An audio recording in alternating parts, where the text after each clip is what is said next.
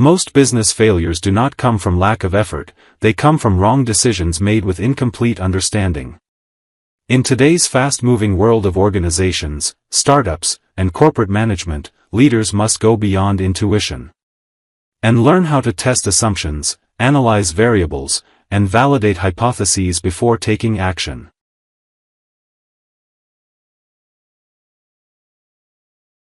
It is wise for a person to become aware and know what he is going to do, before jumping into the depth of the topic or problem, and getting stuck in its net. This phrase serves those in the process of preparing people for decision-making, as to urge them not to jump to the results without knowing all the elements and alternatives surrounding the decision-making to be taken.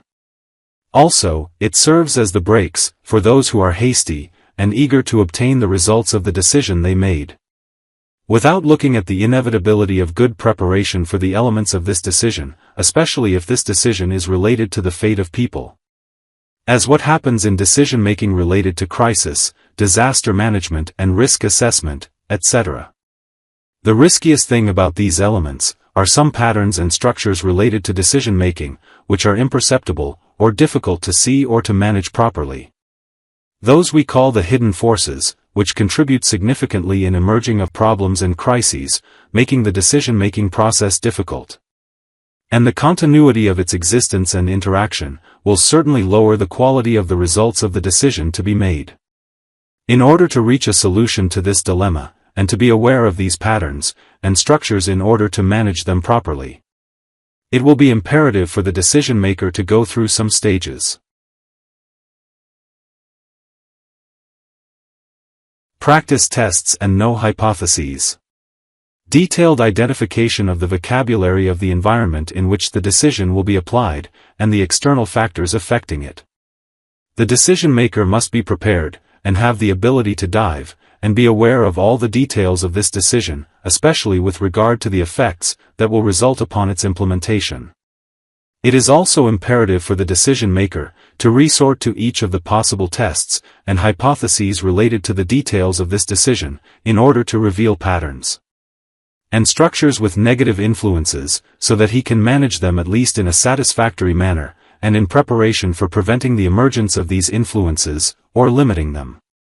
The decision-making process may seem to someone as a simple matter that can be resolved in a few minutes, but the truth indicates that this matter is fraught with difficulty and complications, especially if this decision relates to the fates of organizations, business establishments, and companies.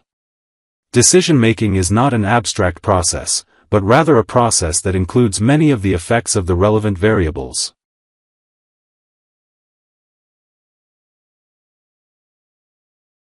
Decision-making should include controls, determinants, and choices of alternatives, in order to resolve the issue, so they should be the most appropriate and optimal alternatives. Of course, each of them has a price and cost. Also, decision-making must take into account the status of the decision-maker, his accumulated experience, and other factors that support him, or the companies, as well as the effects of the environment intertwined between them.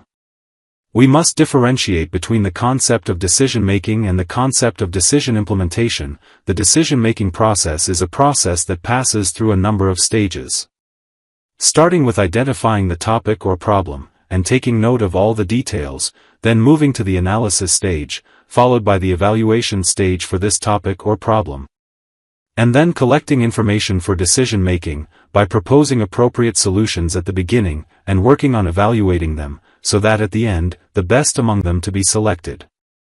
The decision implementation process refers to the conclusion reached by decision-makers, after collecting information, and discussing the ideas about corresponding topic or problem, and finding out a number of alternatives and solutions.